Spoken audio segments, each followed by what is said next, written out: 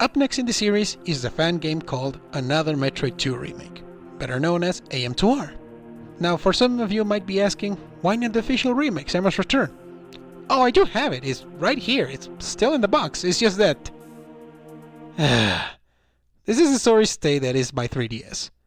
The charging port was busted, so I tried to replace it, and made it worse. Oh well, what else can I do? Even so, I don't think we should discredit what the fans were working on. Dr. M64 and team made a great work remaking Metroid 2, a Game Boy game that looked like this, and turned it into this.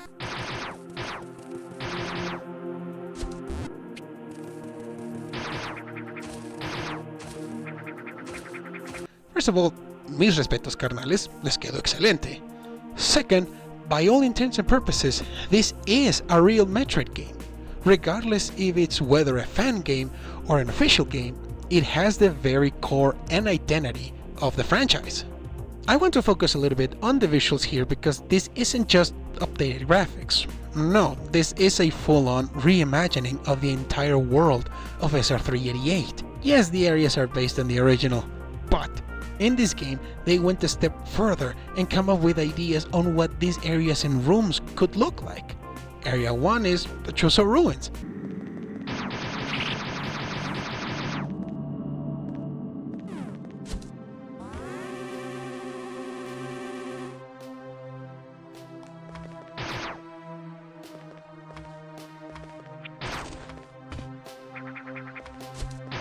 Area 2 is a hydro station.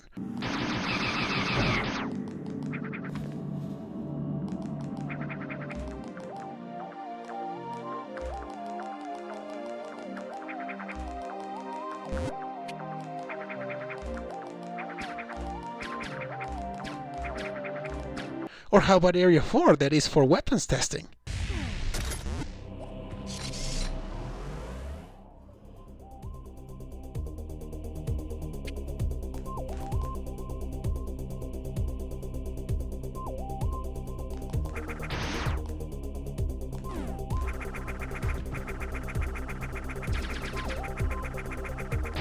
As far as I know, in the original, they were just some random rooms where you see something over here and there that gives you the idea that the Chozo were here. But that's it. In AM2R, they made this planet part of their civilization, and it was here where they developed the Metroid. But that's a story for another time.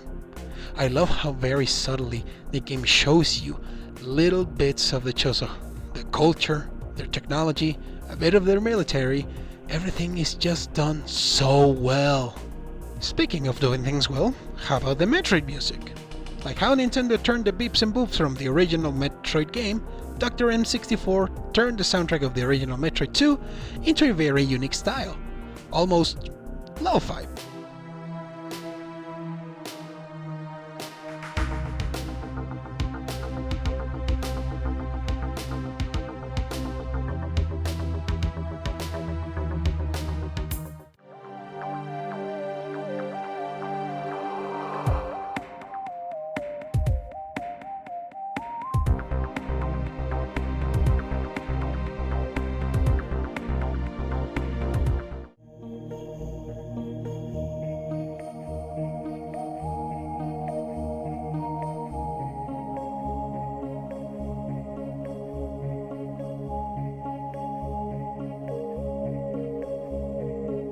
In this case, in a certain way, it's very relaxing. That's not to say it's just relaxing music. Boss fights have a very unique music.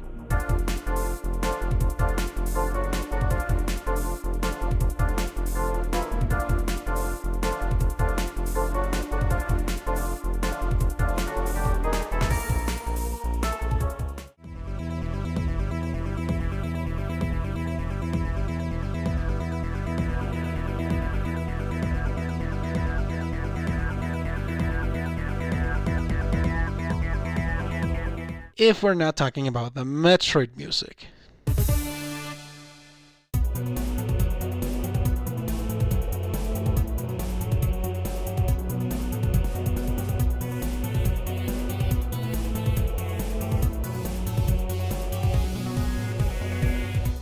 There's nothing wrong with it, it's just that it can get tiresome, especially if you're going to be listening to it over and over and over and over again.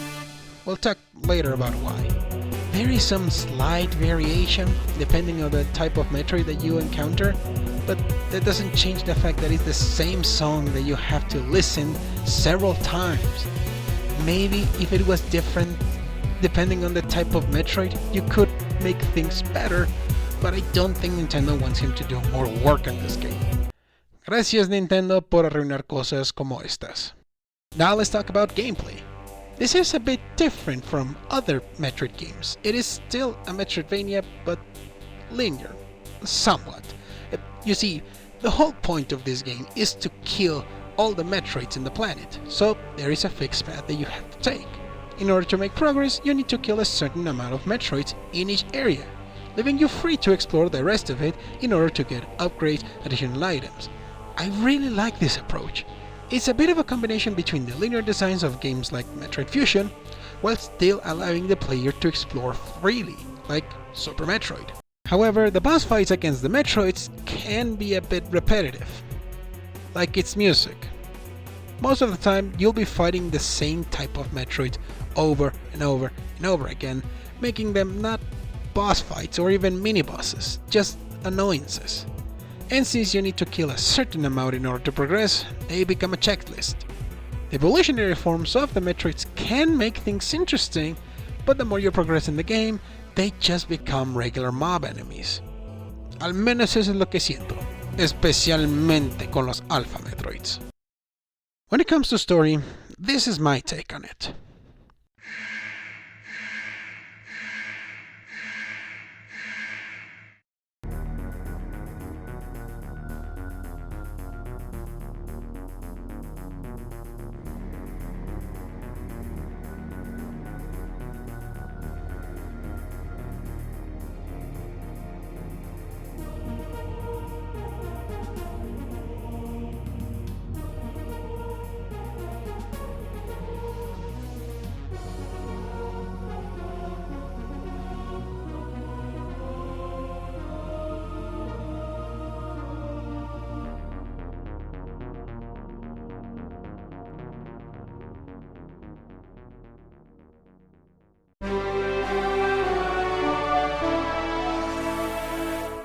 So Samus goes into the planet with that in mind. However, things are going to get a turn for the worst. As soon as she encounters a first, the creature grew and evolved into an Alpha Metroid. Much more resilient, a bit more aggressive, and worst of all, their weakness to cold is now gone. So she has to find a way to defeat them.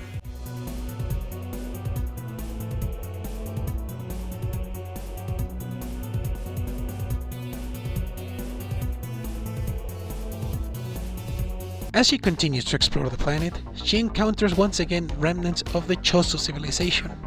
They were here before, but why? That will still be a mystery up until much later. The deeper she goes, the more she sees of the Chozo. A water facility,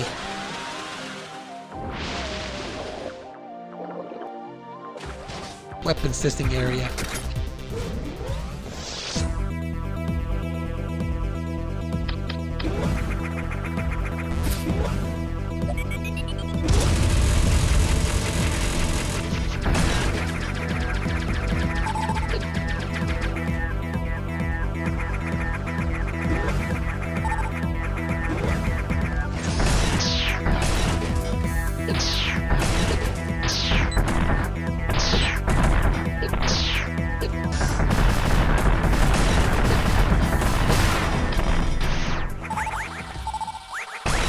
power delivery system for all the planet.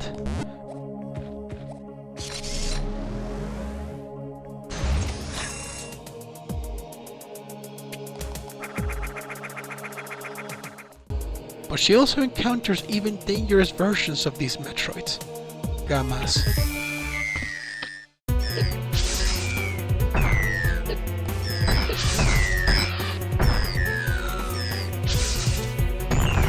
Zetas.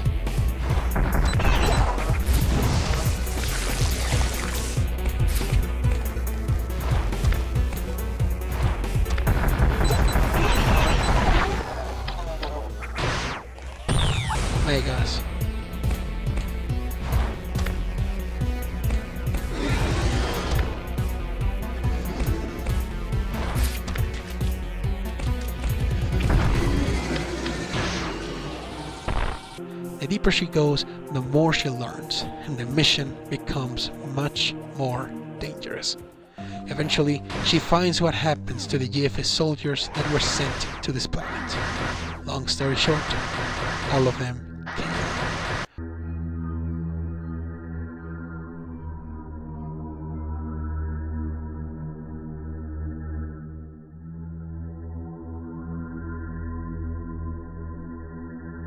Whether it was by the local fauna or the Metroids, this very planet is hostile, and it doesn't want you to be here, and neither the Metroids.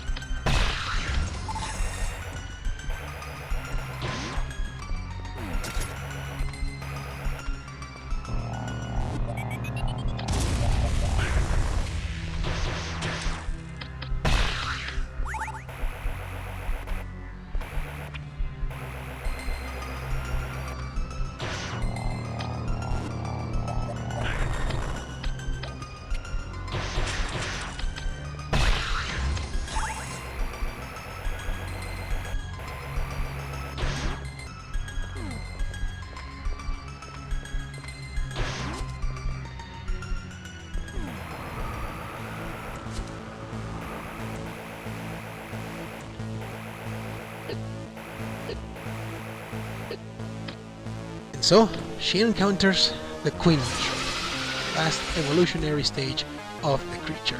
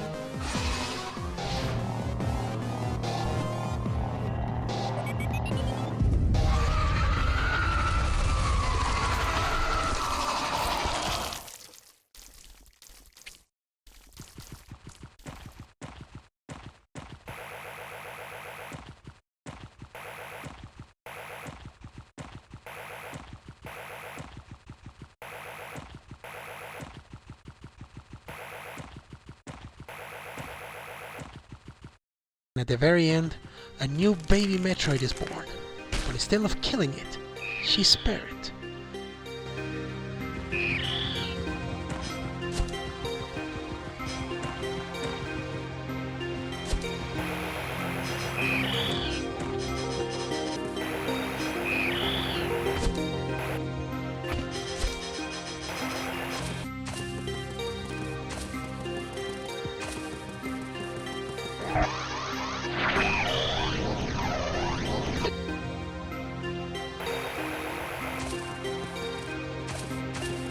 And so, at the last stretch of her mission, with the baby on her side, She reflects on what has transpired.